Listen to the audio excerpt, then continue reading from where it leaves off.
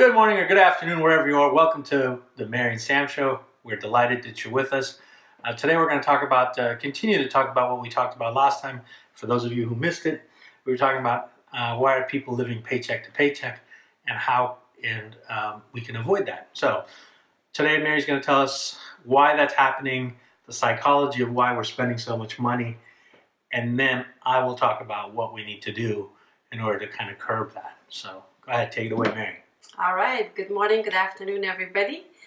That question is to ask yourself, why are you spending money?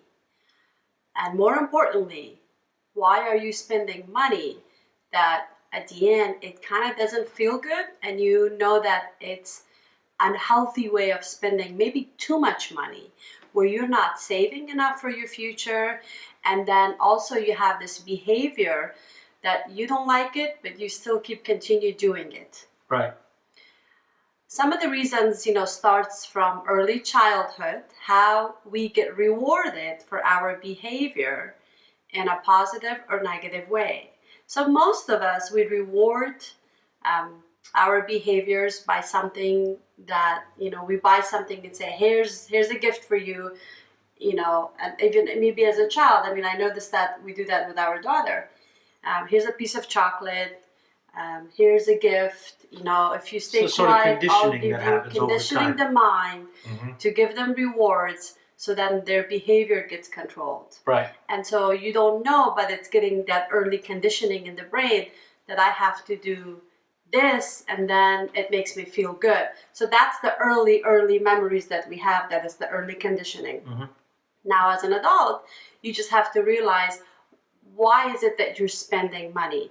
Is it because you are you're celebrating your win, or is it because you're numbing a pain? Something that you're distracting yourself, that you don't need to focus, but then you're shifting the focus by buying stuff, so you're just not focusing into the main issues that you have to resolve. For example, if you're frustrated about your life, about your business, about your relationship, about yourself and your weight, all of those things are something that people find pain, that if they can't see enough progress, they can't fix it, then we get frustrated. And then what do? We just go find a short, temporary moment to escape that pain. So we reward ourselves by maybe eating out, buying stuff, and then so that way you could forget about that pain for a short amount of time. Yeah, and they say that pain is a stronger motivator. So if I may say so, if you have some kind of pain within your life and you want to go out to eat, that's going to make you feel better short term.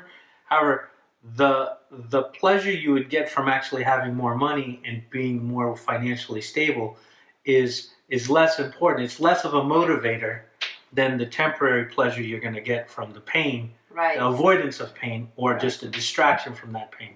So therefore, it's easier to actually, the cards are stacked against you, because you'd rather go and do something that makes you feel good instantaneously than to deal with whatever that's bothering you in your life. Right. So step number one is understand your behavior. Why are you doing it? Whether you're distracting yourself, what pain are you numbing, or what rewards are you giving yourself that when you win something? And then if your behavior is not healthy, that you're spending too much money, then the first step is to admit and accept and say, okay, I need to fix this. Right. And what would be the reason to fix it is to look into the future and say, okay, in the next 5 years, 10 years, what does my life and finances look like?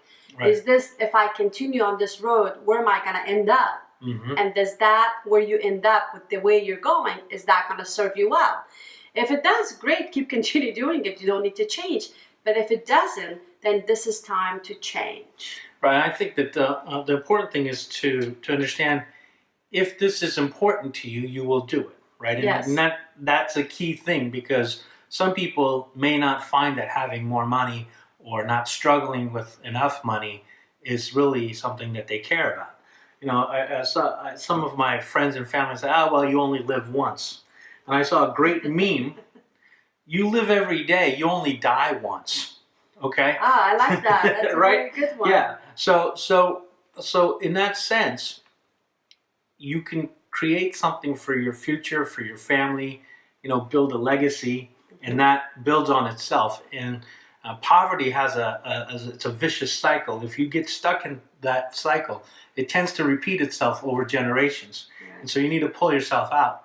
So if you're seriously considering about doing that, here's some of the steps you should take to do that. First of all, we talked about looking at your expenses. Sit down with your, if you're single by yourself, if you're married or have a spouse or a significant other, sit down together because both parties need to be involved. Yes. Because just as a team effort. And then understand where is every penny is going. It's a painful exercise. You and I did it a while back. We continue doing it. And we continue to do it. And, on a quarterly or twice a year, it's probably helpful to see where it's going. And then what you want to do is, look, you need to have these necessities that are absolutely necessary. And then there's discretionary spending. It's usually the discretionary spending that starts to pile up. Throw you off. Yeah. And it slowly catches on because it's, I'm going to take $20 here. I'm going to spend $40 on that lunch. I'm going to go do this. I'm going to do that. And it's these little things that add up. Oh, it's Monday night. We all don't feel well. Let's go out to dinner. Yeah. Right? Spend $100 when you 4 of you go out. Right? It can be very, very expensive very fast.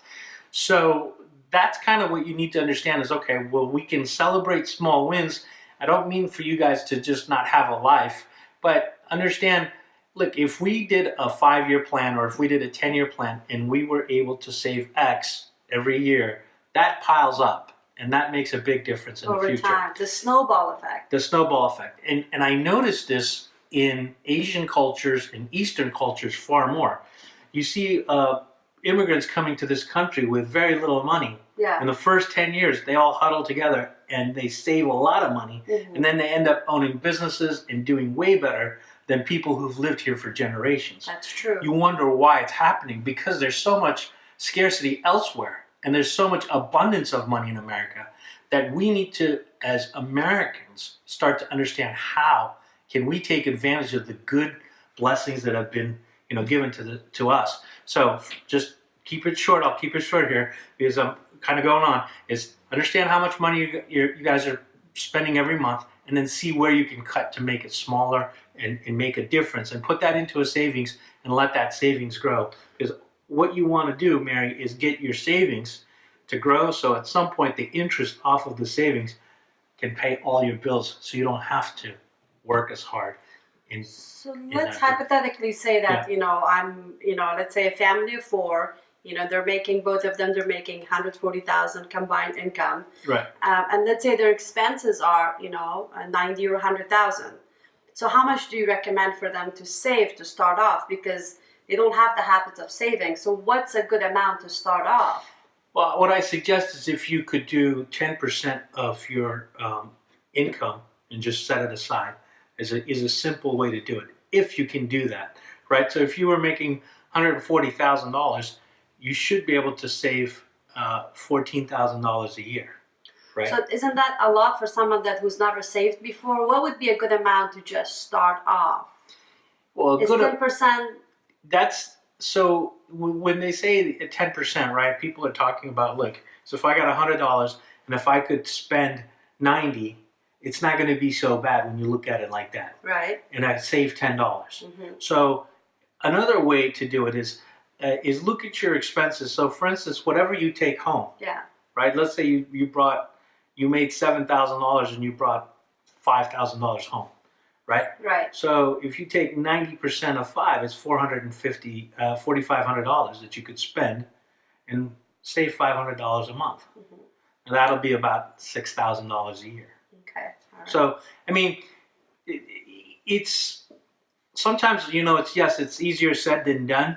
But if you look at your overall expenses, you'll see that there's a lot of waste. And that's where you want to see is where you can cut.